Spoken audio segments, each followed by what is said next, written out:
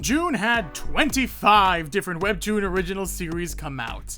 25 of them! Some of you don't even read 25 different series. From fantasy to romance, action to thriller, old authors coming back and new authors I've never even seen before. So in case you don't want to read all of the series that came out that month, I read every single Webtoon that came out in the month of June so you don't have to. This is Coffee Break.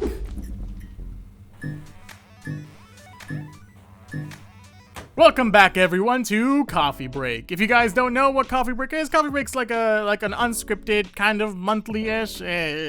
Technically, I'm like a day late because I was busy working on the actually, but it's like an unscripted kind of segment where I get to talk about a bunch of different things. And it's minimal editing and just kind of having fun talking about specifically Webtoon original series.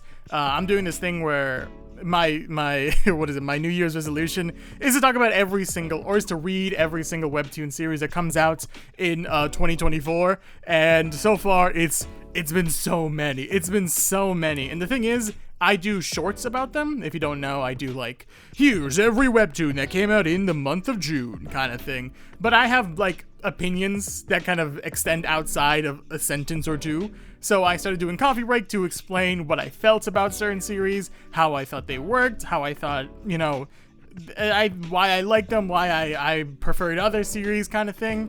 And this is just kind of my way of showing you guys the series that have come out this month, or technically 2 months ago now, because it's August at this point, but that's besides the point. And if you guys didn't see last time, I started doing this thing where I do bingo as well, because I love Webtoon series. They're great. Sometimes they could be a little like samey, they could be a little tropey or cliched. And I realized that, technically speaking, you can probably put a bingo sheet of all of the different tropes and cliches and kind of gimmicks that Webtoon series have, and then kind of play bingo and see if you win. Last time I won. This time I have no idea. But the way I do it is, if I'll show you right here, I have a list of a bunch of different tropes and cliches, and I can put the list on screen right now. And these tropes and cliches I put into like a bingo generator, and I put them here, and then I randomize which one it is, and I have a number generator here that we'll get a random number, and then based on the number we'll pick that sheet. That way you guys know I'm not cheating my way to get a dumb little bingo card. Hey, look at that, 4. So, the 4th bingo card, and here it is. If you guys can't see that, I'll make a little, why can't I select all of it? Come on, MacBook.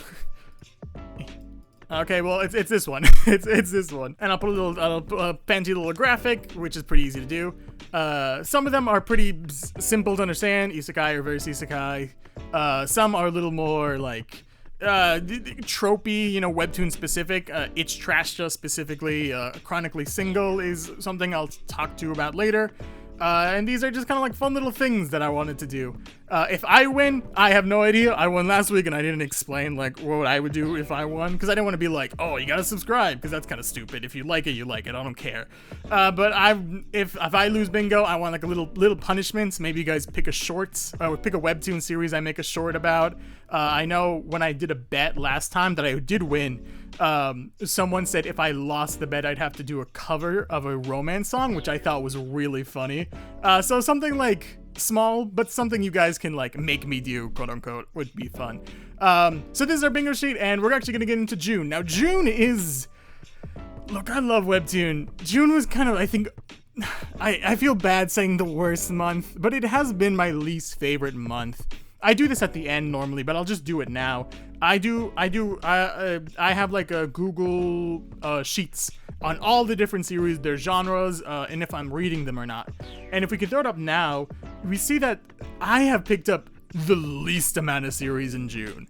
Now, this could be for a bunch of different reasons. It could just be that I've kind of like burnt out by how many series I picked up. I picked up 60-ish, 50-ish last month. So it makes sense that I'm starting to like slowly burn out. But I don't know, man. Some of the series this month just weren't for me, or weren't my cup of tea, if that makes sense. And I'll go into it, as we continue going into it. But it just so you guys know that this month was not my favorite. but I don't think it's like a bad month, if that makes sense. But we'll get into it with our very first series, which is Reflection of the Soul. Is an interesting webtoon, I'll say. It's not necessarily the best or worst webtoon I've ever read, but it is definitely one of the kind of, how do I describe it? Okay, so first of all, it's a school romance. I don't know about school rom. Look, I think I've been on YouTube for a while. I've been on Webtoon even longer. And being on Webtoon for, I'm gonna say around 7-8 years, you kind of learn to drop most school series. Like, maybe it's just a thing of getting older or just like doing other things, or I've just read so many. I will very rarely pick up like a romance set in a school unless there's something special about it.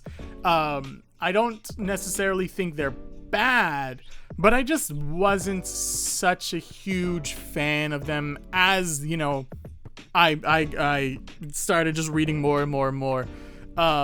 I think the exception was KO last month. KO, mainly because I had like a male main character, which you don't really see a lot in romance series. But this was okay. There was nothing wrong with this series, I'll say. I liked a lot of I like the two main characters, I do, and they seem to have pretty good chemistry. Feels a little generic, but hey, you know, I think a lot of romance is generic, so I can't really like not get points for that. I believe the idea is that she's like mixed and she doesn't love how she looks, and he's, you know, an idol, and he's all this like super popular, but he's actually super sad on the inside. From what I remember, it feels a lot like like super secret, not super secret. What is the right word? What is it? Sweetheart. It feels a lot like Sweetheart. But I think they're in college instead. It's okay. Honestly, it's okay. It just didn't stick with me. And I don't think that's necessarily a fault of the series. It's more a fault of me as a reader. I like romance, I do, but I almost always look for like a unique kind of romance. And this just kind of, you know, wasn't my cup of tea. I'm not saying it's bad. Yeah, I'm very apologetic when I'm not reading a series, I realize. But I'm just kind of like, nothing grabs my attention. But I will say, I read it, I didn't read it, and then I went back to read it again for the short that I do once a month, and I remember actually like enjoying what I read. There's nothing wrong with what I read, just didn't grab me in the same way other romance series do. I don't think there's necessarily anything here for bingo. No, I don't see anything for bingo here. I'll mark it off if I do. But that's this series. It's solid, nothing wrong. It's pretty cute, and the art style is nice.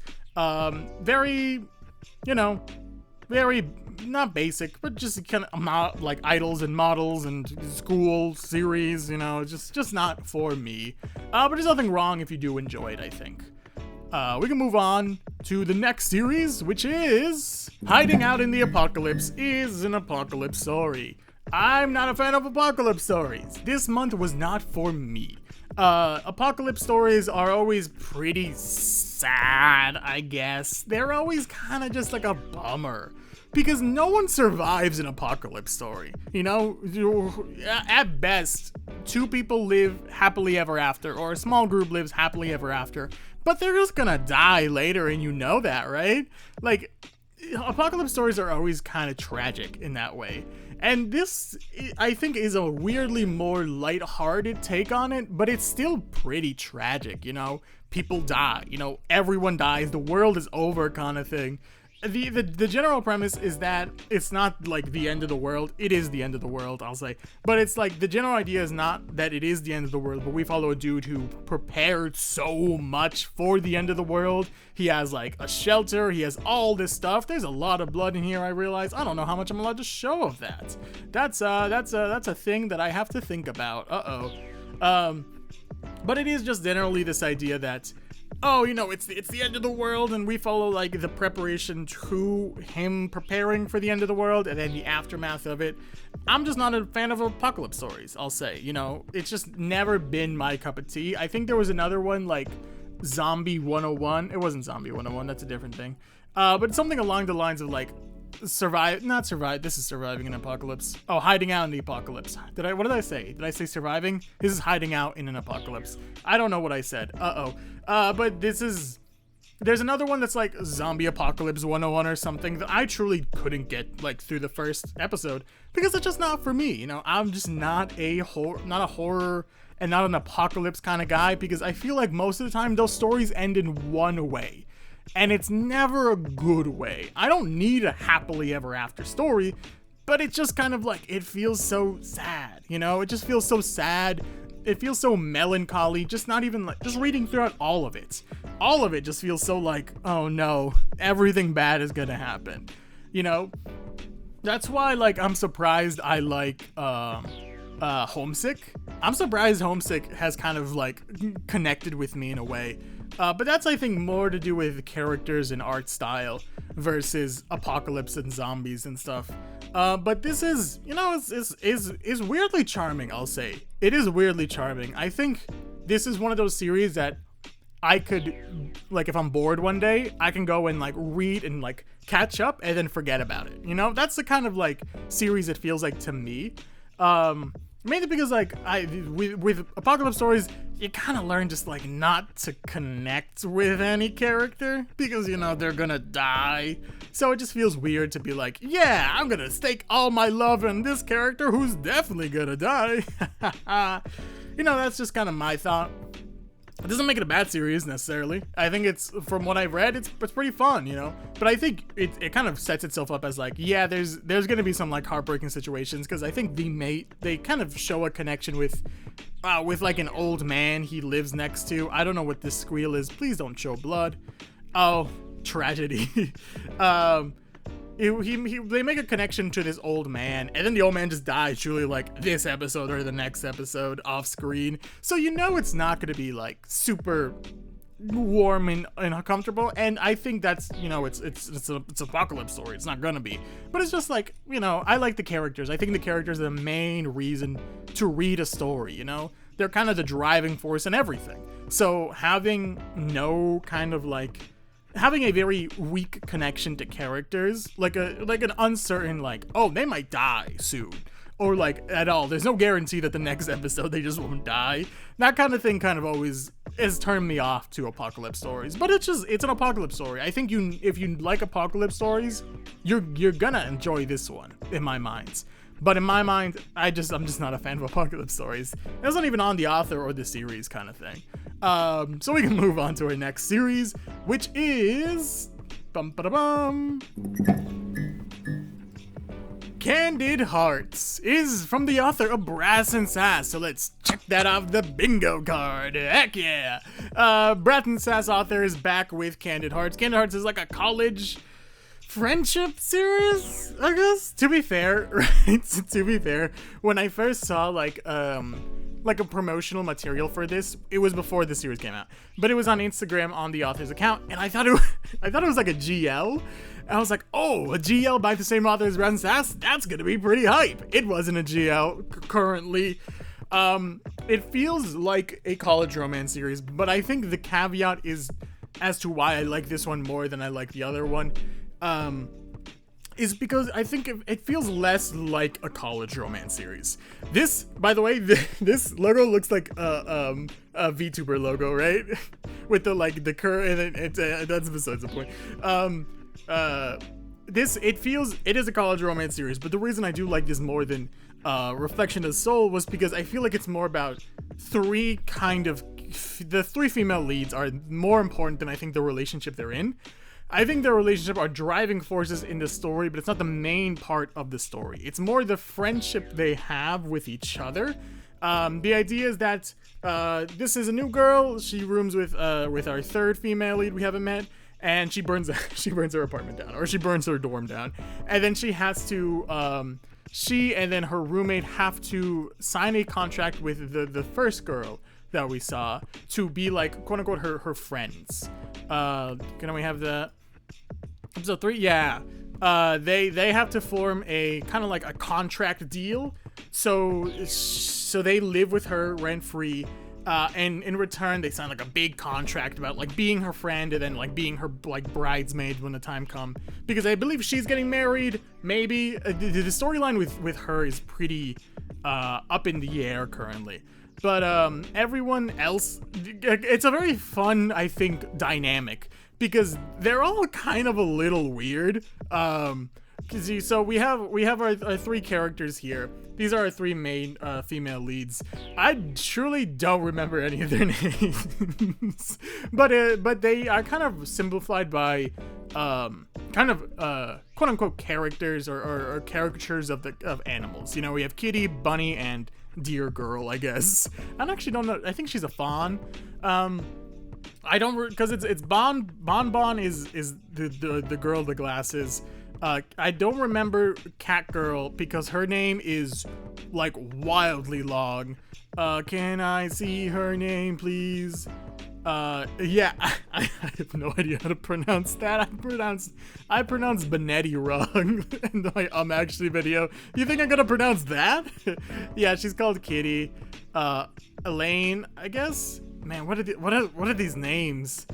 Man, what are these names? Bonnie, right? Bonnie, Bon.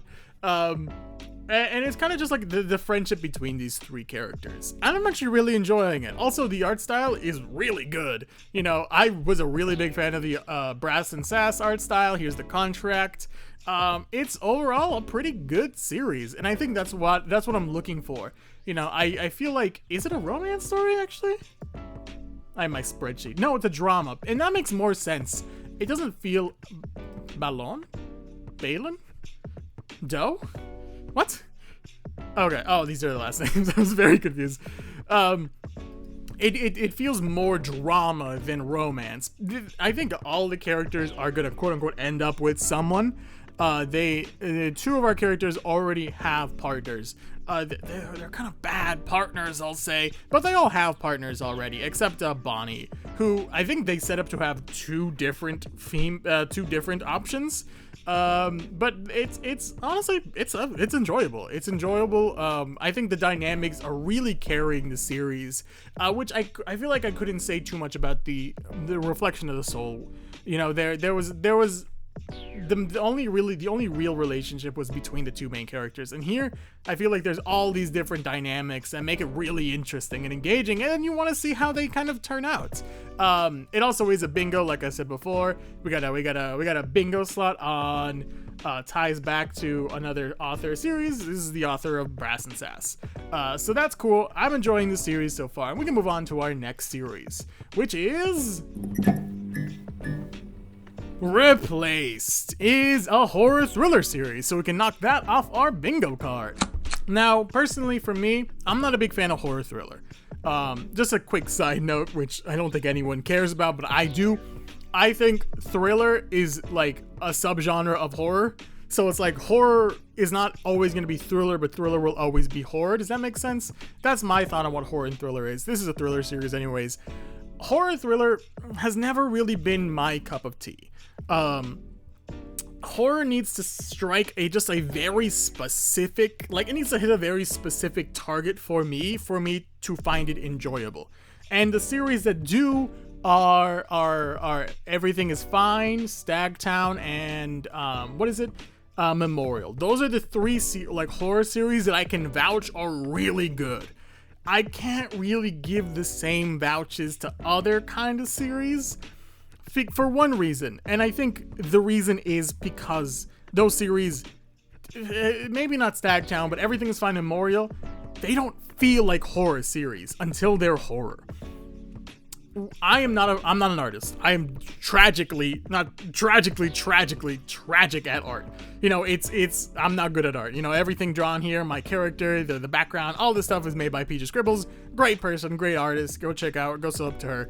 But like, I'm not an artist, but I think one of the things with horror on Webtoon is they fall into Everything is Fine or they fall into Replaced, which is they either use art to kind of lure you into a false sense of security. They make everything bright and cheery, and then it's kind of like, it's kind of just like creepy and gross and grody underneath. or they make it very, what I kind of call grungy and dirty. You know, it's just like a kind of like a grunge kind of art style. You know, I'm just not the biggest fan of that kind of like grody, gross art style. It's just not for me. And I also think it kind of shows what their intentions are for a horror series. You know, Everything is Fine, Memorial, they kind of have art styles that kind of lure you and trick you into a horror series. Meanwhile, with these series, you know what you're getting into. You know what you're getting into with this, and what was it, Manny, I think it was. You know it's gonna be creepy and a little gross. You know horror is gonna happen, and I think people want that. People do want that. But in my mind, I really love Memorial. Memorial, I think, is the best horror on Webtoon. It is the best. It's great. So series like this kind of just like, it's not for me. I can quickly explain the story because I realize I haven't done that yet. The idea is that our female lead, this girl, is there a better image of her? This girl, kind of. She's like abused by her parents, and she's kind of left on the street to die. But yeah, here she is. But shock, she looks remarkably similar to like a rich girl. Yeah, like a rich girl that went missing and is presumably, based on this kind of opening shot, just dead. So she replaces, get it, the title replaced. She replaces this girl's place in her family, but something creepy has happened in the family. Oh no. You know, it's not a bad premise, I'll say. It's not a bad premise. And it's because it feels like, oh no, something actually will happen to her based on, like, this family is the reason why, Ruby is, I think her name is? Yeah, Ruby. This family is the reason why, you know, the old girl Ruby died or something happened to her. So it is like a mystery of like who done it, who can you trust kind of thing. So honestly, it's not a bad premise. Just, you know, for me, not a horror guy. So if you like horror, this is here for you. Have fun with it. Just not for me. So we're gonna move on to our next series, which is My Lord Was Already Into Me When I Noticed. Yep, that's the title of the series. It is an intense mouthful, so you can, it's a bingo card, extremely long title. It is a crazy long series, and it is a very funny title. It's nothing great, I think. I say great, I don't mean like, oh, it's bad. I just mean it's nothing stand out in my mind. It's a very simple series, following a knight and the duke kind of thing. You know, she's the knight, and then her duke that she follows, and to protect her or something, and they're both children. He's this like, what is it? It's like cool and like doesn't have emotion. It doesn't show it to anyone except her because she's like bright and cheery, and so he's very fascinated by her. You know, he's very interested by her. All this stuff, and then it's her like kind of showing him how to be a kid. Basically, she thinks he gets bullied a lot. You know, all this stuff that is fine. You know, fine. For me, also, I'll say it's about kids. You know, there's children. It's nothing, I'll say, too fascinating. You know, I think a lot of like royal romance, what works a lot is politics, which is a very weird thing to say, but politics work very well in like the royal romance kind of stuff because it's a politics that we don't get a lot. You know, we get dukes, we get duchesses, we get like treaties, and we get alliances and betrayals, all that stuff that kind of like leads to really interesting moments between our main character and then other people. It's a very fascinating thing to enjoy, seeing the dynamic of everyone and like, oh, how they interact with other people. You know, as doing this as kids kind of lessens that, I guess. You know, it makes it less impactful because they're still kids. I think a series like Baby Tyrants. Baby Tyrants is a good way of like, she's still a kid, the main character, technically. She's an adult that gets reincarnated as a child, but still has all the memories of being adult. But it still kind of puts her in positions to deal with adults. So there's still that dynamic of, oh, she's a kid, but there's all these betrayals and all this like sweet talking, all that fun stuff when it comes to, the royalty and all that stuff. Nothing about this really struck a chord in my mind. I thought it was funny more than anything else. The title made me read more of it, but it's just kind of, fine. Nothing about it is super appealing to me as a reader, but you know what? Everyone has a chance to enjoy the series. Which for me, I feel like cannot be said about our next series, which is Why I Quit Being the Demon King. Is a series I ruined for myself. It is something I think I brought the wrong expectations to this series, and that's on me. So, Why I Quit Being the Demon King. Let me explain to you the plots and the premise and like what my mind was going into the series, and then you can decide if I was crazy or not. Why I Quit Being the Demon King is a meta commentary story about reincarnations between the warrior and the Demon King, and they fight for all eternity kind of stuff. And after 666 reincarnations of them reincarnating and fighting and dying and all that stuff, the Demon King decides, I'm out of it, I don't want to deal with this anymore, and leaves. That sounds like, right? That sounds like a decent premise. That's a solid premise, That's a good premise. Now, if you think, spoiler alert for next month, there's a series that does this premise really well. So the Demon King quits. He leaves. He gets reincarnated, but he leaves. He doesn't want to lead the demon army. He doesn't want to be king anymore. So what do you think the story is now? Do you think it's like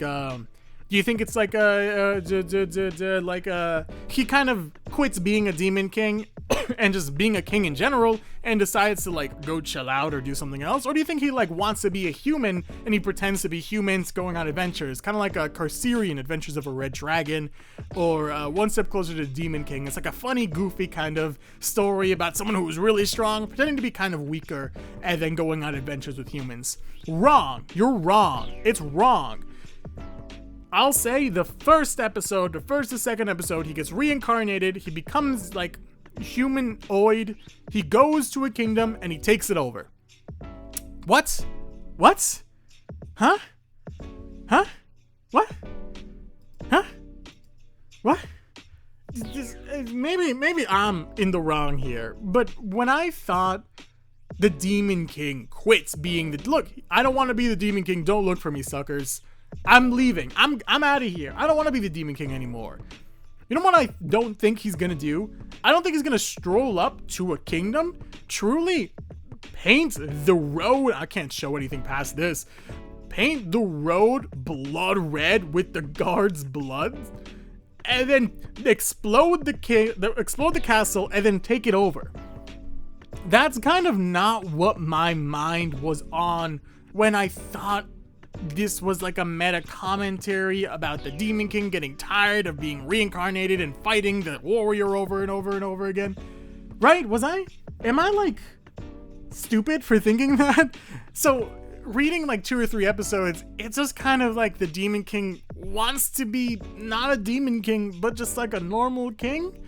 I don't understand the point of this series. I think, and that's why I say I ruined it for myself. Because overall, I think it's a fine series. I think that, like, if you know it's mainly following the Demon King, being the Demon King still, then go for it, enjoy yourself. There's a weird moment, I'll say, in episode 2 or 3 where he hypnotizes a woman and then like his aide comes and is like, oh, you're gonna do the thing. That was a weird moment, I'll say.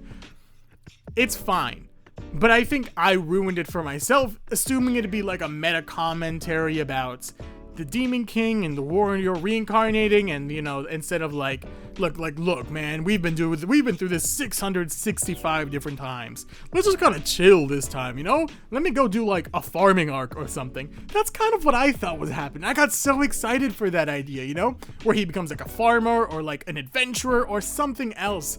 But he's still kind of the villain, it seems.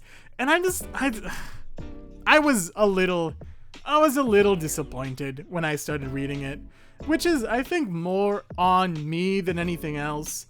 But it's still a little like, oh, that's it, kind of? Okay, I guess. If you want a more comedy, slice of life, kind of like the Demon King quits being the Demon King, I'll spoil this. The Demon King's warrior daughter that came out this past month was really what I was looking for when it came to this series.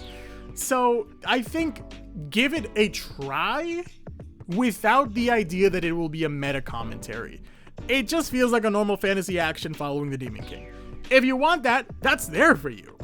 But it's not going to be like this like meta commentary story about it, which I thought was the goal, and I ruined it for myself. So that's this series. No bingo card, unfortunately. So we're going to move on to our next series, which is Savior of Divine Blood is a reverse isekai. This reverse isekai is, reverse isekai, we can mark that off in the bingo card, is, gates appear randomly throughout the world, and then, people go through the gates, they become powerful, they become awakened ones, or hunters, or yada yada yada yada, and they go through the gates again, and they stop the monsters that invade. And our main character is super strong because he went through a rainbow gate. And that's all I kind of know about this series. It's just so reverse isekai that I kind of just don't care. He seems like he's super cool. He seems super friendly. He seems like he had a really difficult childhood growing up, and then he became super strong. I don't really know anything more than that, honestly. I didn't read past like episode 1 or 2. So I feel like maybe this is kind of a little hypocritical of being like, you should check out all the series, because I barely checked this one out. I just know this series, if that makes sense. I've read enough reverse isekais to know that when it starts with a flash forward to someone being super strong, it's going to cut to a flashback, and we're going to see them being super weak, or we're going to see them in a worse position. There's going to be a story of them becoming stronger, then fighting off the monsters and, expectations or something. Look, it's not bad. Nothing about it is super bad. It just comes back to, what is it doing? Right? What is it doing differently? What is it doing that kind of grabs your attention? And I can't say anything about that. I can't be like, oh, it does this interesting, or does that interesting, or this or this. It just kind of feels like every other reverse isekai. And I'll be clear here. That's not a problem. It's not a problem to be a reverse isekai. My thought is and has always been, what are you? Are you a reverse isekai, or are you more than just your trope or your cliche? Are you more than the sum of your parts? And reading this series, it doesn't feel like it is. It feels like you're getting a fun action series, and it's reverse isekai, so there's hunters, so it's like modern fantasy. I mean, so far, I have no idea what else. It seems like it's nothing else, I think some of my favorite reverse isekais have done something more, at least in the first episode, to grab your attention or to make it seem more interesting than it actually was. Or more interesting than just a reverse isekai. Have fun. I think of like the dungeon cleaning life of a once genius hunter, where it starts off with him being really strong, but he's going through controversy. Or Omniscient Reader. It starts more with like him reading and realizing how reading has affected his life. Or what is it? The gardening one, where he's not even like a hunter, he's a gardener. Or the tower cleaning. What is it? The adventure. What is it called? Gardening in a tower or something like that. I forgot what it's called. There's more ways to make a reverse isekai more than just a reverse isekai, because that's the idea I want to express here. I like reverse isekais, I do, but it's less I like this trope, so I'm gonna be such a big fan of this, and it's more I like this trope. What else are we doing though? Are we relying on this trope to the point where, you know, it's just the trope, or are we doing something more and exciting with it? And maybe Savior of a Divine Blood did something more exciting with it than episode 1. I'll say there's a lot of series that I did enjoy that have really bad episode 1s. Like, they are tragically bad episode 1s. So it could just be that there's more to this than I first thought, but it doesn't feel like it, if that makes sense. It could be, it could genuinely be, but to me, you know, it's just nothing super exciting. Here's that rainbow door I mentioned, by the way. Here it is. You know, if it is, it is. And, you know, if you're enjoying it, you're enjoying it. Maybe I'm wrong here. Maybe you could say something about it. Maybe you read more than the first 2 episodes. But, you know, for me, there's nothing more to it than the sum of its parts. So we can move on to our next series. Do Not Hold On to a Broken Branch is a wild, stupid title. And it is royal stuff, which, to be fair, from what I remember, is not bad. None of it was too terribly bad. It was like a first interesting couple episodes that I just didn't continue reading, and I think that's more a fault of me than anyone else, because I think I just kind of forgot about this series. The general idea is that our main character, this purple-haired girl, or black-haired, I thought she was purple-haired. Is she not purple-haired? This is very important for me to know. I need to know. Oh, she's black-haired. Wild. This main character, Lady Beatrice? Crazy name. I didn't even know that. Lady Beatrice, she gets engaged to a different dude. Different dude dies. Dude's dead, I assume. I think there's like some like questions if that's the case. So she gets engaged, dude she's engaged to dies, and then her ex comes back and is like, we're gonna get engaged or married or something. This dude looks super evil. He also kind of looks like Homelander from The Boys. I've never watched The Boys. He kind of looks like Homelander. That's besides the point. So they get engaged again because he's a knight, but he's the favorite knight of the Emperor. And her father tried to overthrow the Emperor, but the Emperor said it was cool if she got married to him. From what I remember, I think, I'm truly scratching my brain if that, like, yeah, her fiance died here. Yeah, I think that is the premise of it, which feels very strange. Like, yo, you tried to overthrow me? That's fine. Just let my favorite knight marry your daughter and we're cool. Is that really how that works? Are you sure? You should probably just kill them, right? I don't know. But from what I remember, there's a lot of like, there's that classic royal drama nonsense that, you know, I was talking about before. It's fun, I'll say. You know, if you want that royal drama nonsense, is right here. And truly, I think it is different, because there's not a ton of series that kind of deal with this.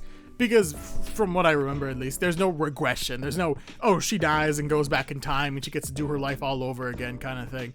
It's just, you know, having royal drama stuff. And, you know, there's the intricacies of politics and of alliances and all that nonsense. Overall, it's not a bad series to read if you want some more of that royal politics drama in your life. Yeah, so they dated before, and then they broke up for reasons, and then they're dating. They'll have to date now.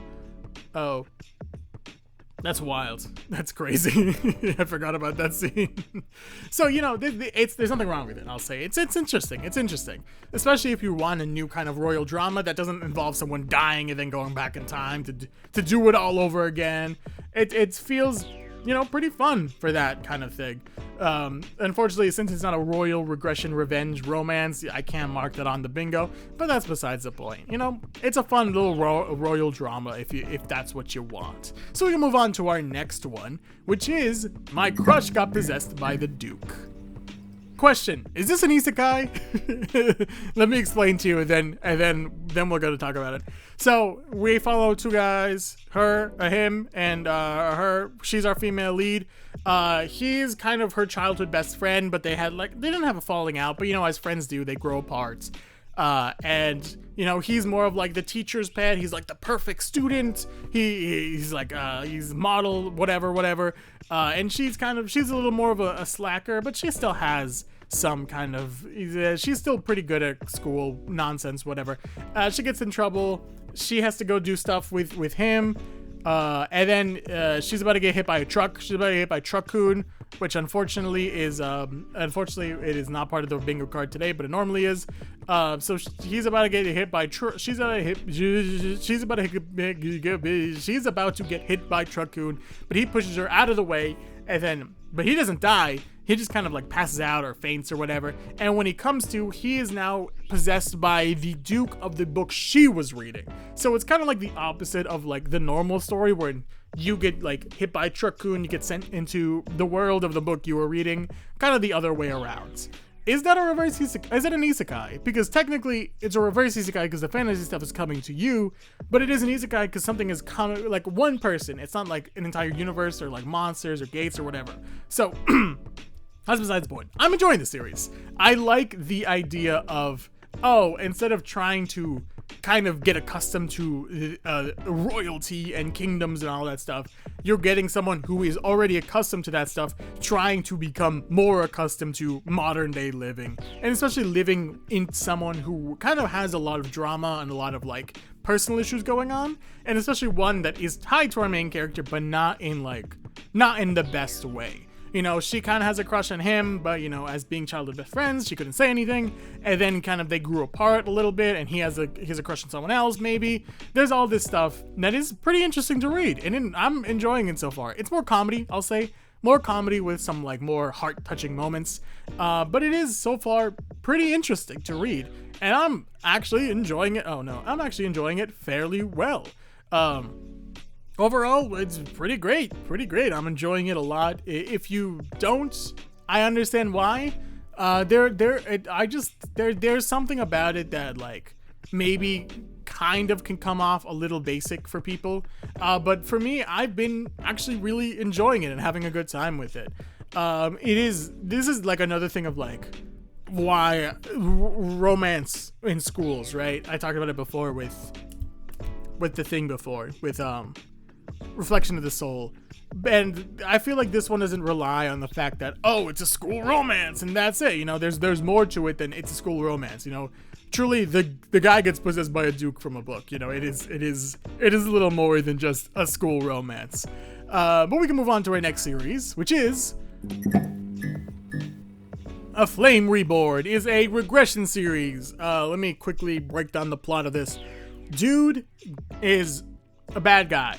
Kinda. He's not a good person. He gets banished from his family because he lost a sword duel to his little brother, and then he poisoned his little brother maybe, and then he got kicked out of his family, and then he kind of joined mercenaries, and he trained, and then while training up, his family I think went into a war with another family, and then his family got killed off, so he joined the rebellion to overthrow the kingdom that got his family killed, and then he learns like super secret martial arts, or not martial arts, sword skills or whatever, and then he, trying to overthrow the kingdom, dies and gets sent back in time to the moment where he lost the sword fight with his brother. That's it.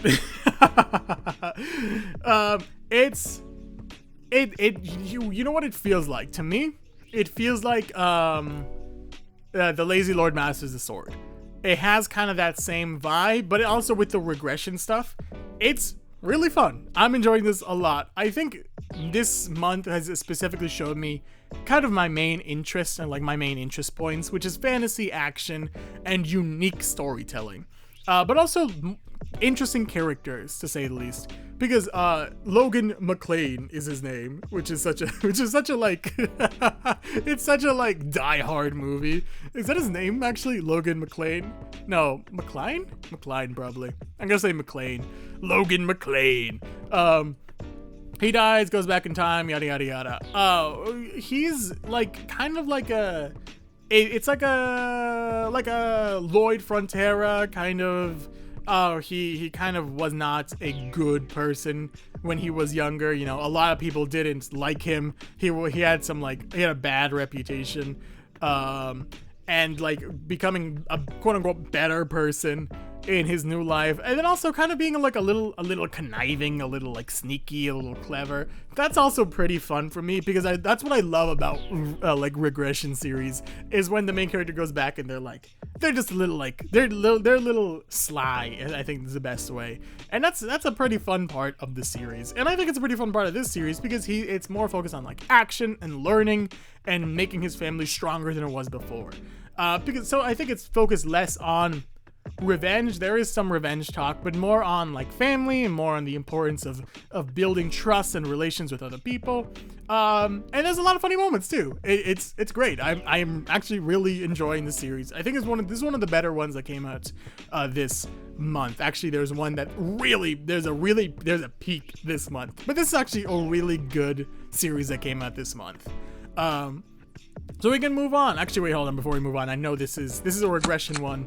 Anyways, moving on. Guess who it is? It's Merryweather time. Look, it's Merryweather. I feel like I can just cut it off there. It's Merryweather. Weeb vs Jock. Weeb has what is it? Weeb is interested in the Jock. I think it's a cool subversion of expectation where he's not interested in like the popular girl. Instead, he's interested in the Jock. I think that's a cool subversion of expectation. I'll also say, I can't be like, oh, I don't read any Merryweather. I read Clinic of Horrors, and I read Everywhere and Nowhere.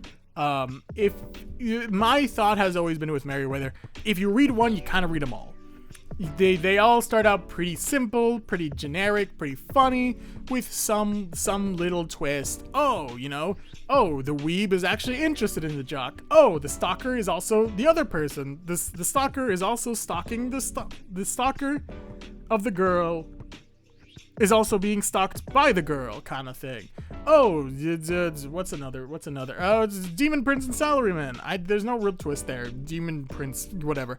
It's always a pretty generic plot with like, oh, a twist, one twist, and then it's pretty fun. I'll say it's in my mind kind of like potato chips. They're stupid.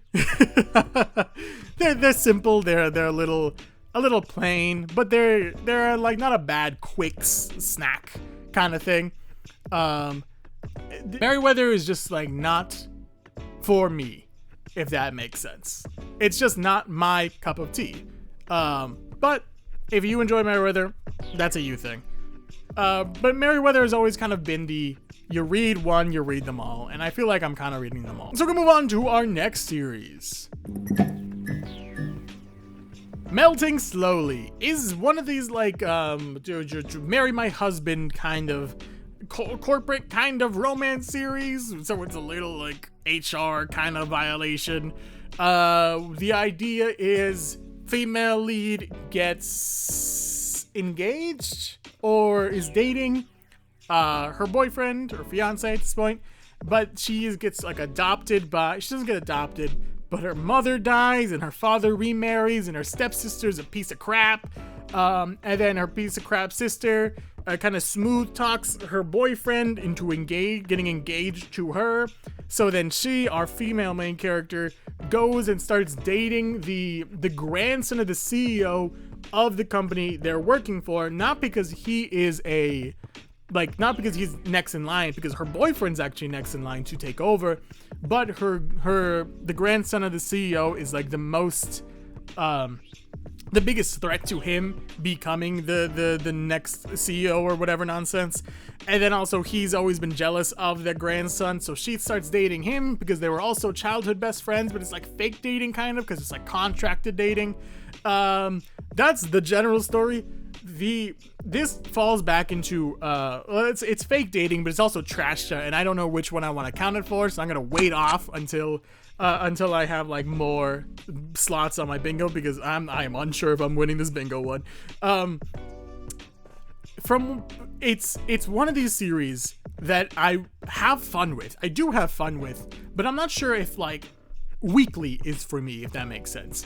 it feels like one of these series that I kind of just like hold off on, and then I'll come back when I'm bored and I want to catch up really quickly, and then I'll hold off on again, and then I'll come back and I'll catch up if I'm ever bored. It kind of feels like that series where it feels fun if I like binge read like 10 episodes at once. Like, you know what I mean with that? It's not, I don't think it's one of these like weekly series that I'm gonna really enjoy if it like every week I get like a small part of like the drama and the romance and all that stuff. I feel like that's what a lot of the more like drama, romance, corporation series kind of fall into. I think another one is Can't Get Enough of You, was it? Where it kind of feels like it does fall into that like that kind of vibe of I like it, but like let me come back later when there's like 10 more episodes. I'm probably not gonna subscribe, but it just kind of feels like a fun time, you know? Kind of feels just like a fun time. And I think another thing about like romance revenge stuff, it's very Pop Rocks. Very like big and exciting and bold for a bit of time, and then it kind of like Pop Rocks, the flavor dies. The flavor stays kind of the same, but the excitement of Pop Rocks, the excitement of like things exploding in your mouth, kind of just like, you know, die down, because of course Pop Rocks can't last forever. You know, they're fireworks, very like bright, flashy, exciting at the time, and then slowly over time it just kind of simplifies and it becomes a little mundane. That's kind of always been my thoughts of like CEO, like not royal, there's no royalty, CEO like romances, and then like fake dating as well, and like revenge storyline with like oozing with drama kind of thing. Here's the grandson, by the way. He's, you know, handsome. He's CEO of the Cherubin. They're arch enemies, and that's why she picked him. So far, fun. It's fun. I haven't really caught up to it in a while, but from what I remember, it's pretty fun. You know, I think there's a specific group of people who really do like this series. So, you know who you are. Go enjoy this series. But we can move on to our next series.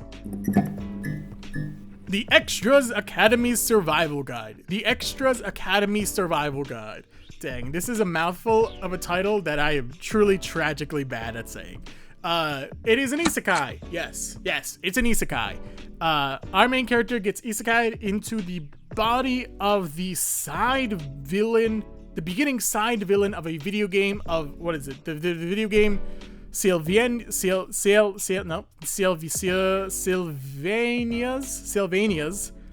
swordmaster. So he basically gets isekai'd into the body of like the beginning side villain of like a Fire Emblem game, if that makes sense to you. About going to a school, and then you play as this dude who maybe gets elemental sword magic or whatever, and he gets isekai'd into the body of, I believe his name is like it begins with an E. What is his name? Oh, he becomes the third-rate villain. What is your name? It begins with E, I think. Come on. What's his name? What's your name?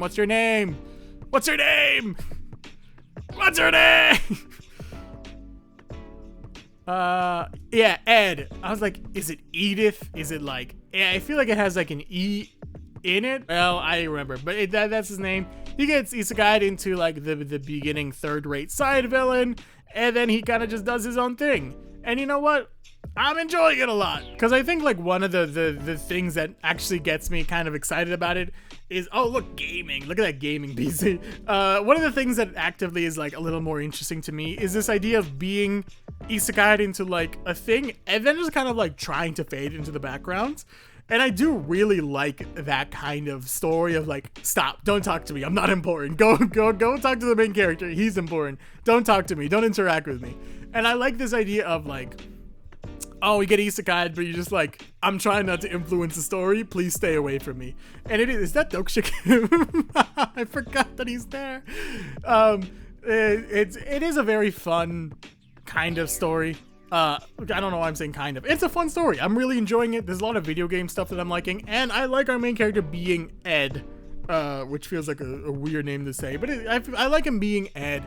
I like him being like the third-rate side villain that like gets thrown away after like halfway through the first arc kind of thing. it's fun, and I'm really enjoying the fantasy school setting as well. I know I just dissed on like fantasy on romance in schools, but it is genuinely, I'm enjoying it. I think if you like isekais, like video game kind of stuff, it's just fun to read. Which we can mark off. We can mark up the isekai trope there. But it's really good, and I'm really enjoying it. So let's go on to our next series. Unnie, I Like You is a GL reincarnation. What is the exact wording called? What is the exact wording called of it? It's a GL romance story where our two characters were in love in like a past life, and then they die tragically because of circumstances that I've since forgotten, and then they get reincarnated into like modern day kind of thing, and then I think only the knights knows like they had the past life, seemingly, maybe, from what I remember. Yeah, she kind of is basically nude in the beginning parts, so let's skip through this. And then she finds kind of who she was in love with in the past, and then she tries to make the other person fall in love with her. From what I remember, fun, simple, nothing more than that. I can't say anything more about it because I technically really didn't read more than 2 episodes, but it seems like a fun, cute romance. And honestly, if you want that, you want that. It just kind of, nothing struck my chord. Just kind of feels pretty simple. Also, I'll say, most of the time, I don't know why, the like, we were in love in our past life, and then we gotta fall in love now. I'm not saying it's bad, but it's never struck the right chord with me. Not because I think it's like a bad trope. I just kind of feels like, I just kind of feel like it's never worked well for me, except with Good Day to Be a Dog, I'll say. Other than that series, I think most of the time it's never been super exciting for me. It does kind of feel like fate, quote unquote fate, but the fate never really worked super well with me. I'm never a big fan of like fate storylines anyways, because I think there's so much of like, how much does fate really exist, and how much are you and your feelings real, you know, yada yada yada, all that stuff. That's besides the point. It was cute, and I just didn't read it. That's it. I think if you enjoy it, you enjoy it. Yada yada yada. We can move on though. Is it fake dating if one person thinks they're dating and the other person is just like, haha, yeah? Is that dating? Is that fake dating? I don't know. But Vampire Family is the author of Love Advice from the Great Duke of Hell.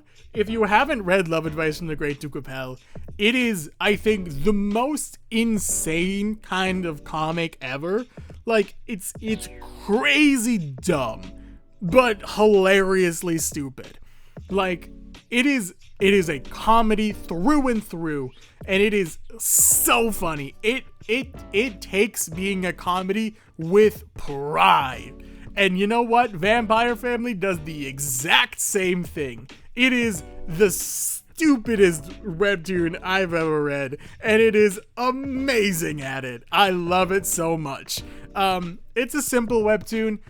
Instead of being about like what was bringing one of the demon kings and then asking for love advice, we follow, I believe her name is Natalia. She's a vampire. If it isn't obvious enough, we follow Natalia. She's a vampire who wants to be where the people are, and being where the people are means going to a school with a bunch of humans, and she just wants to like be friends with people. She doesn't want to like eat people or anything. She just wants to like hang out and be friends. Oh yeah, Natalia Drogomeyer. That's probably not the right way to say it. She comes from a long line. She comes from family vampires. I love the vampires. The mom is like a pile of goop. I don't know what the mom is. The mom is like a bat-shaped pile of goop, because from what I've seen, she's very like goopy, like a dark goopy. Anyways, she wants to go to school with humans, because she really wants friends.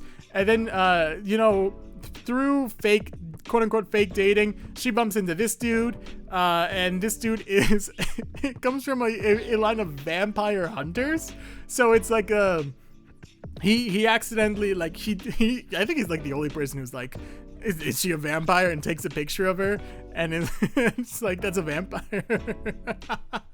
I really miss Love Advice and The Great Duke of Hell, and I think this has the same vibe to it.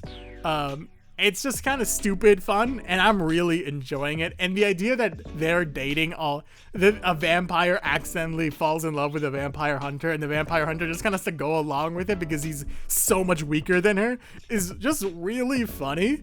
I remember this, because like, I'm really enjoying it. I accept your feelings. I will allow you to be my lover. It is everything. If you miss Love and Rights Great Duke of Hell, it is fantastic, and I am so glad it's back. It's great. It's just great. We can move on though. It's great. The Exiled Hero is another reverse isekai, maybe, where dude is weak, but he's actually strong. Oh wait, no, this is, it's, I'm not gonna say it's an F to S ranker, but it is on the line of, he's not the strongest, but he becomes strong through situations. So the idea is that it's a reverse isekai type thing where there's monsters in kind of like modern day world. I actually don't know if it's a reverse isekai, but I think it very much feels like a reverse isekai. And the idea is that it is a reverse isekai. Otherworldly beings came, guilds kind of formed, yada yada yada.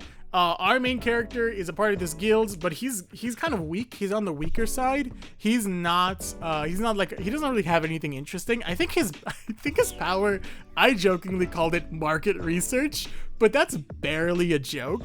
From what I remember, he can like, what is his power again?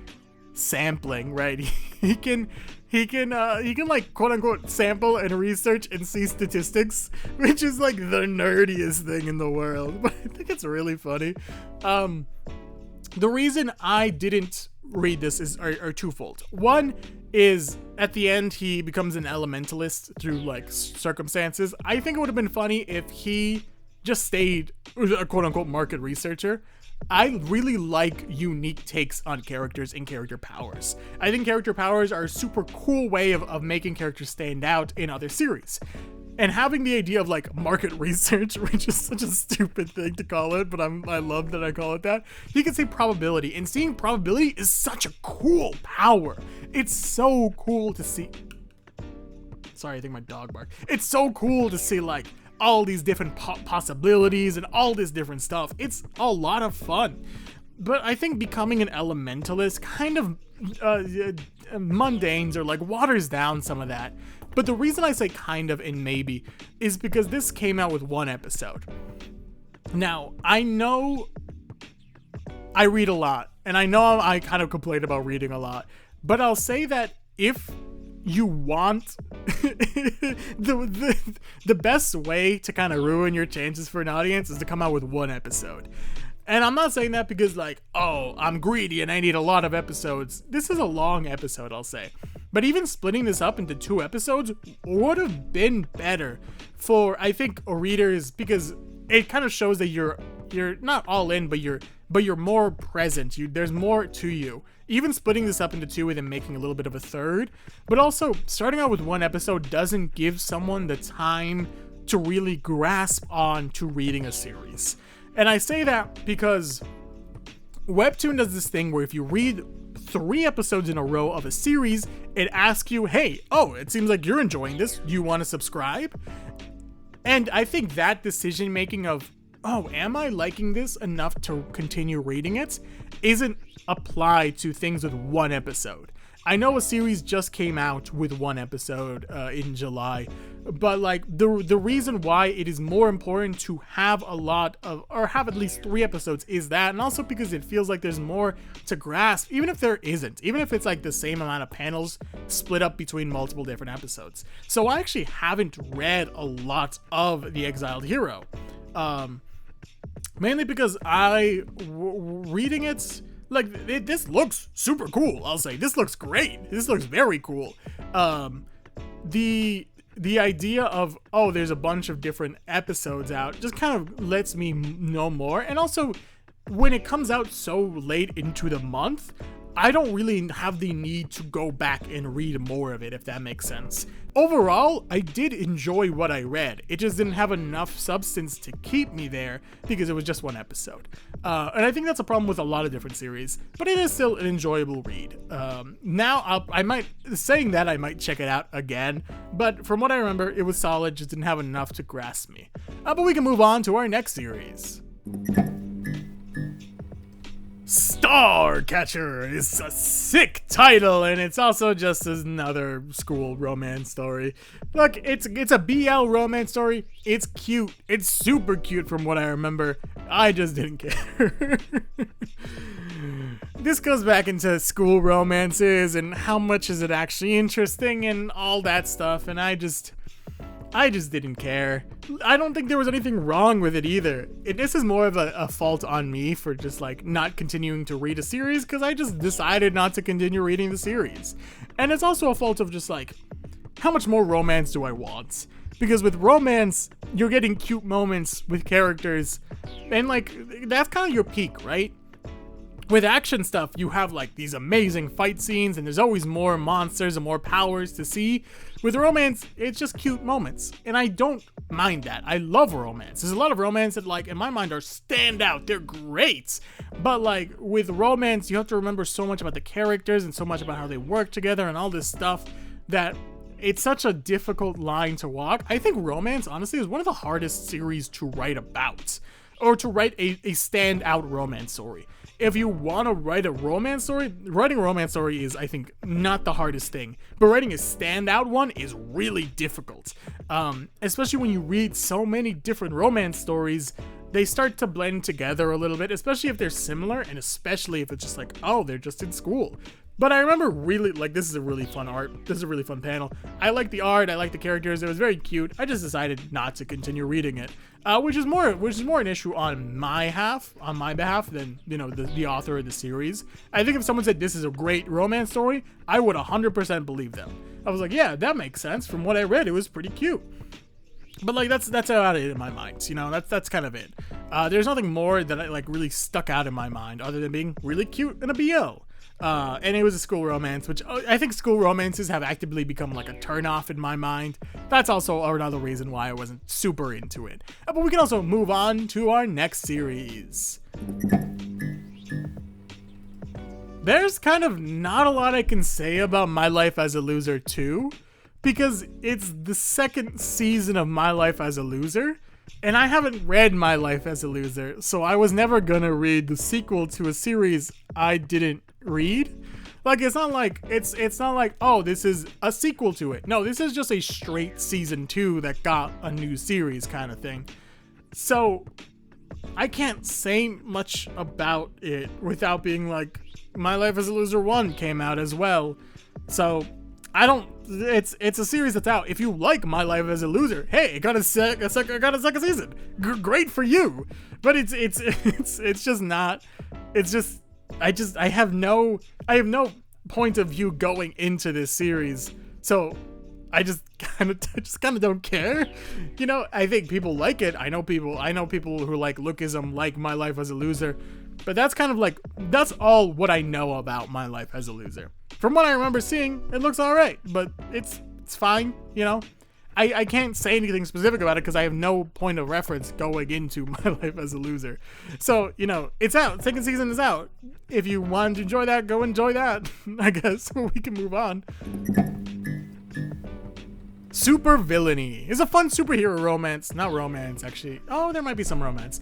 But it's this fun superhero story that involves someone who wants to be a superhero, but after being rejected, and then after like some expenses come up with like medical stuff, they have to turn to a life of crime with like one of the most well-known supervillains of all time. This is our female lead. She becomes like the supervillain's kind of like sidekick, because she wants to be. she has like the werebear power. And she wants to be a superhero. She trains and she becomes strong and yada yada yada, but she gets rejected and she has to become a supervillain to support herself, which is like it's a fun, like, you know, supervillains, superheroes, they have like different issues in their minds, but from what I've seen, I love the supervillain. The supervillain's really cool.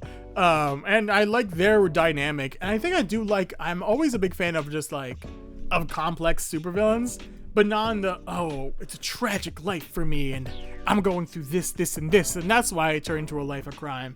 I just like villains that are villains for sake of being villains, but also for like their own kind of reason. Like, it's, I think the best way to describe it is like, they're evil, but it's not like, oh, I'm evil, so I'm gonna be the villain. Like, oh, they have their reason, but they're just kind of like funnily evil. He feels like a Saturday morning cartoon villain, if that makes sense, where he's very sly and slick and fun, but he's also just kind of cool. And I do like this series a lot. It's goofy, it's a comedy series, so it is an enjoyable series as well.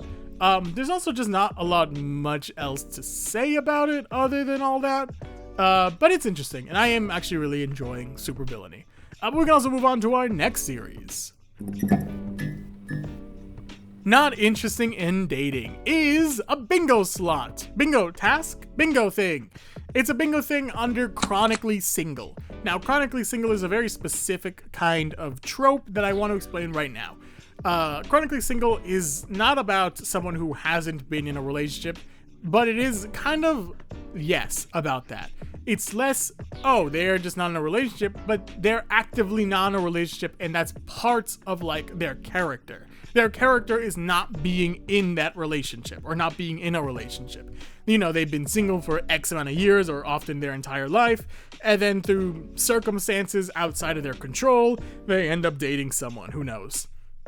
It's a fun story about, you know, like it talks about like the Korean marriage rate being at an all-time low and how people don't want to date anymore. And it also is like it's like a coworker relationship between these two characters.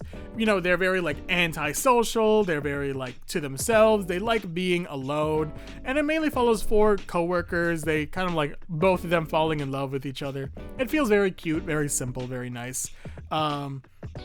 It feels very, it's also about like a social media thing where they, her and the guy I mentioned before, accidentally appear in an interview where they're like, oh, why aren't we dating, kind of like, why aren't the youth dating?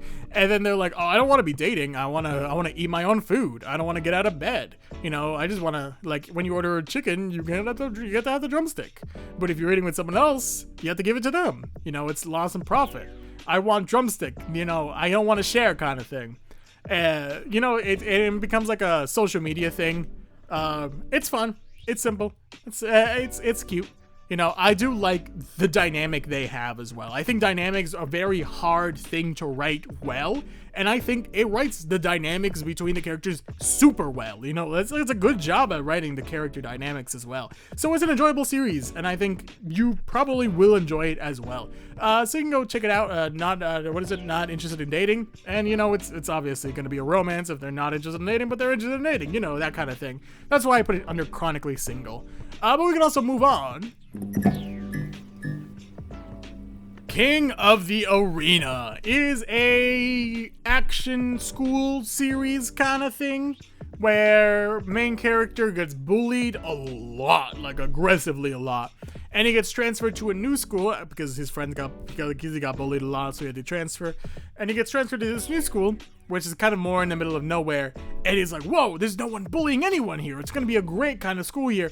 But surprisingly, there's not fighting in the school, there's only fighting allowed in the arena.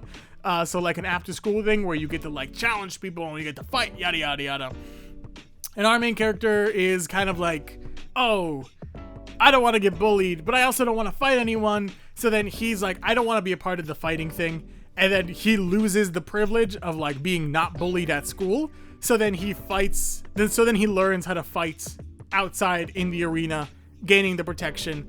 It's an interesting kind of take on the bullying, fighting kind of thing. I don't really remember too much. I did enjoy reading it, I will say. I liked the characters a lot, the dynamics. The action was fun, and also I liked their motivations as well. But I think in my mind, bullying has always kind of been iffy in my mind. It's always kind of a hard line to walk, and a lot of these series, especially series like this, kind of make it the main reason, or like the main theme, or the main kind of driving force. And say what you will about like bullying, I guess in general, but it can always feel very cynical, very pessimistic, and just very somber and sad, and just super heart crushing a lot of the time. So having like a main story be centered around bullying has always kind of been off to me as a reader. I think truly Lookism is probably the main series that I read that has bullying as like the main kind of message, but it is about everything else nowadays. There's not much else I can say about this series, really. You know, fighting in the arena, and then there's a group of people who want to fight outside the arena, so they kind of pick fights outside the arena, but then they bring it to the arena. Nonsense like that. It's fun. If you like Lookism, I think this is something that you'll enjoy as well. But honestly, that's kind of it. We can move on to our next series. There's not a lot to say about the students of Illipit Art High. Funnily enough, the art style has always thrown me off because it's a very nice art style, but then the eyes are just super like aggressively realistic that it's a little uncomfortable to look at their eyes. I'll also show, I don't show this a lot, but like these characters kind of look a little AI generated in the banner, especially down here. Can I zoom in on here? Yeah. Whoa. Like down here, these guys look a little AI generated. It's just like a little, not enough that it's like this is AI generated. I don't think it's AI generated because it'd be a weird story to be AI generated, if that makes sense. It's about someone learning how to draw, is the general idea. Learning that like they can copy exactly well. Like they can, if they see something, they can make it exactly what it is like. But trying to draw from their own imagination is they're really bad at it. And it's just like this story of learning your own art style and learning how to be a better drawer than you are now, that kind of thing.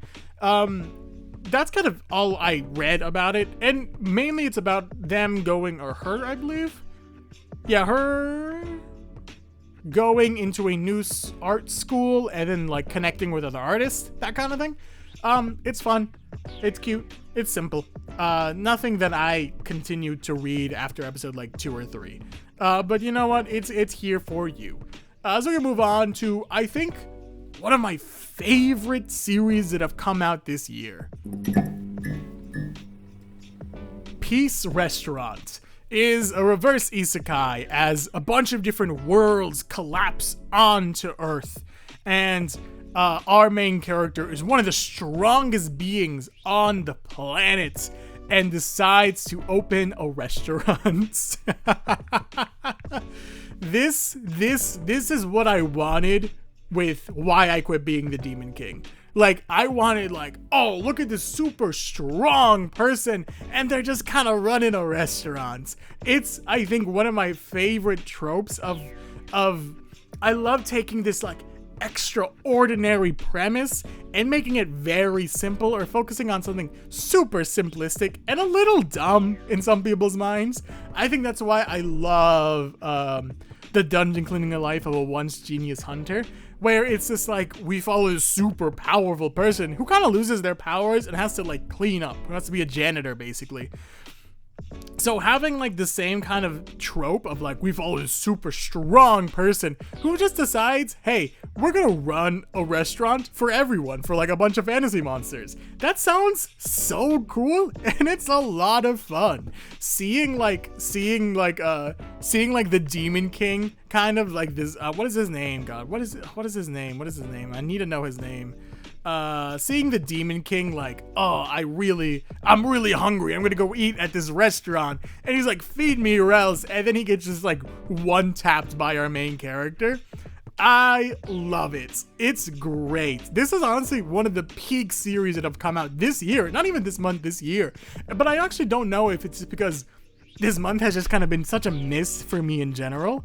Like, I think a lot of the series that came out this month were fine. You know, they were okay.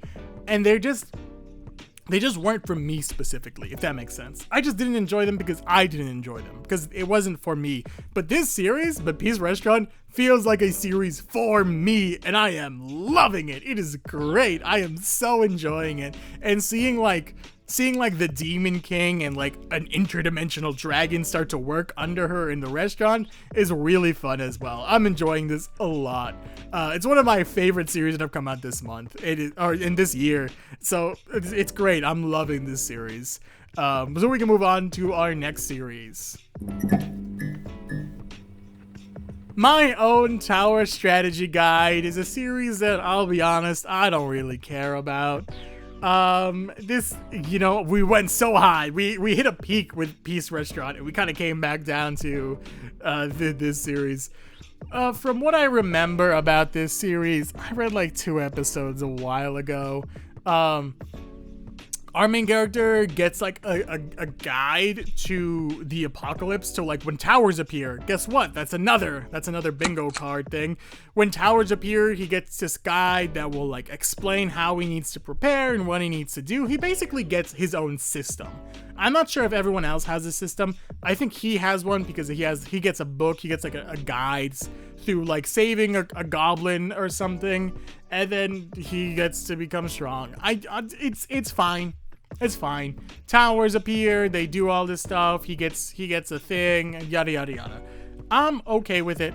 I just didn't care, if that makes sense. Like, I think Peace Restaurant is a great example of why I really like reverse isekais, because there's so much you can do in a reverse isekai. There's always something more exciting that you can do. You can always change the script or flip the page or do something interesting and exciting with it, and then this kind of feels like, oh, it's like regression and towers appear and that's it kind of thing. That's why I just didn't grasp onto it like I did other series. Nothing wrong with it. I think if it's your first reverse isekai, it's a fine reverse isekai. But it's just kind of fine, I guess. It's okay. And we can move on to our last series of the month. Heartacres. Heartacres is, oh boy. Heartacres is, you know how last month I said there's not a lot of romance stories with a male main character? Well, guess what? I've been immediately bamboozled because we have another male main character in a romance story. Heartacres is, Heartacres is an interesting one because I think it's why there's not a lot of male main characters in romance stories. Because he becomes, I'll say, very charming, very cute. I like the characters. It feels like, it feels, I think someone said this in the comments, it feels like Merge Mansion in a dating sim, which is the funniest way to describe it. The idea is that, Ben, who's the main character, he gets absolutely like trashed on in life. You know, he gets fired, he gets dumped, he gets evicted, and his grandma takes him in and is like, you can stay with me, but you have to like take care of my mansion. You know, you have to like repair it and do all this stuff. But also there are ghosts living inside of it. And here's our harem. It's a little bit of a harem where all these female ghosts kind of like actively flirt. They kind of like actively flirt with him a lot. You know, like the characters are, seeing the ghosts are a lot of fun. They all died at different points in life and time periods, so there's like they all have different really fun styles. I'm not sure how much I can show about Penny because Penny is a little much when it comes to art, but there's so many different cool like art styles and like different outfits, and it's just fun. It's just charming and fun. It is a little harem-esque, which is I think why a lot of webtoons don't have male main characters, because it borders on harem sometimes, because there's like there's 4 ghosts that like him and then like a normal human kind of thing. This kind of like this kind of like harem-esque ghost thing. I remember telling someone like, I can't say that I read this series because like it's a harem. But oh my goodness, what happened? But I do enjoy it. It's fun. It's cute and it's fun and it's charming. And I'll say I really like the ghosts. All the ghosts have their own vibrant personalities. They're all charming in their own different ways. And I really do like a lot of the ghosts here. And it's a lot of fun to see them. Honestly, it's probably, this is really embarrassing that I'm really enjoying it. I am actually reading it, and it's a lot of fun, which is really stupid to admit, but it's just a lot of fun. It's just a lot of fun. I feel bad for reading a harem series, weirdly, because I think harems have always kind of been iffy in my book, because it's like, how much is it kind of like weirdly objectifying women, where it's like they're kind of like objects to win over. But I feel like Ben is probably one of the better characters to have a harem in. Oh, here's all you got Ruby, Tasha, Penny, Gundred, I don't know how to pronounce her name, and Clara. I think Ben is probably one of the better ones to have a kind of a harem with. He doesn't feel all too bad. He's like, I like him as a character as well. It's Marge Mansion. He has to save the mansion, and saving the mansion will save. I can't show the shower scene. Saving the mansion will save. Oh, we also have this girl. We have Connie, is her name? Connie with a K. We have this girl, Connie, who also has like some kind of like, some ship potential. It feels very ship baiting, but it is cute, and I am enjoying it. But those are all the series that have come out in June. Right? June? Yeah, in June. Personally, I'm a big fan of Peace Restaurant. Peace Restaurant has kind of been my like highlight of the month. Peace Restaurant is just, I think, one of the best webtoon series that have come out this year, period. But as we can quickly go through some of the genres that came out this month. Genre-wise, romance obviously was number one. But surprisingly tied with fantasy. And I think this is important to explain. Fantasy is a weird genre in my book because fantasy can tie in like romance fantasy and action fantasy and standard like, oh, it's just in a fantasy world. Oh, it's just a reverse isekai. Oh, it's just an isekai. So that's kind of why I don't divide things by genre too much, because it's super unreliable to divide anything by the genre it's based on.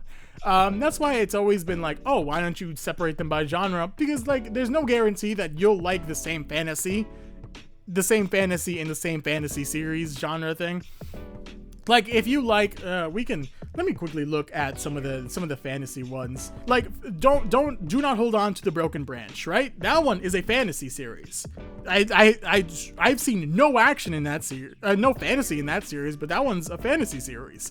Peace Restaurant is another fantasy series. Like, genres are bad at telling what a series is about, which is why I don't separate them by genres. I just separate them by when they came out, kind of thing. And unfortunately, that brings us to the end. Tragically, I don't think I got bingo. I was so close to getting a bingo. I was just missing a sex scene, which is a wild statement to say. Unfortunately, I don't think I got a bingo. So if you guys have any punishments, quote-unquote punishments, for what I could do for a bingo, my thoughts were like, if you guys want to choose what series, like out of all these series, if you want to choose one for me to cover in a short, that'll be fun. I know someone said like a cover of a song before. Anything that is like not super, like no face reveal, nothing like that, but anything that's like stupid and fun, I think that'll be like a fun way to make this a little more interesting. Overall, June was, I think, not my favorite month. I think it had some peak series, but it also had some of the series that I've cared the least about. And that's another thing we should talk about, is that me liking or disliking a series doesn't necessarily make it good or bad, right? I think I like a lot of series that are just kind of goofy and kind of stupid, and I dislike a lot of series that I think a lot of people do really enjoy. Me liking or disliking a series doesn't make it good or bad. I may be the silly webtoon YouTuber guy, but my preference doesn't nullify your preferences as well. But I think a thing we need to understand is me disliking a series means it stood out in my mind. Me not caring about a series is more the line of like, is it actually all that interesting? That's why I really like Peace Restaurant. Also, Peace Restaurant has a female main character. Not a lot of action series have female main characters, I'll say. It's Peace Restaurant is just so good, and you know, Heartacre as well. Heartacre is kind of is a lot of stupid fun. If you like, what is it, like the students of Illip at Art High, or if you like Savior or Divine Blood, or if you like Unnie, I Like You, I understand why you do like them. I just personally, they're not for me, and I think, if anything, these should give you an opportunity to go and look at these series, you know, actually read through them, actually check them out, you know, even if like the premise interests you more than just me explaining you why I liked or didn't like a series, and go check it out, you know. I think every series deserves a chance to be looked at. That's why I do these coffee breaks and these shorts, because Webtoon posts so many different originals that if you're not looking, a week can go by and 3 new series come out. And that's an insane amount of series for like a sane person to look at. I've been losing my sanity the more I've been doing this. That's why I wanted to do these. That's why I wanted to do the shorts, and I also wanted to do these coffee breaks. Not because I think they're good. I think I'm terrible at improv, and I will say the exact same thing over and over and over again. But because I wanted you guys to know what's come out, and hey, if you like what I've talked about, or even if you've been slightly interested in what I've said about a series, then you should go check them out, because I think every author deserves a chance to have their readers know that their series comes out. And that's why we're doing these coffee breaks, so you guys know what's coming out. So I hope you guys enjoyed this enough. Wrong graphic. I hope you guys enjoyed this enough. It's been a fun time doing this stuff. I am very sweaty, so I'm gonna be calling it. So I hope you guys enjoyed Coffee Break. I'll talk to you later. Take care.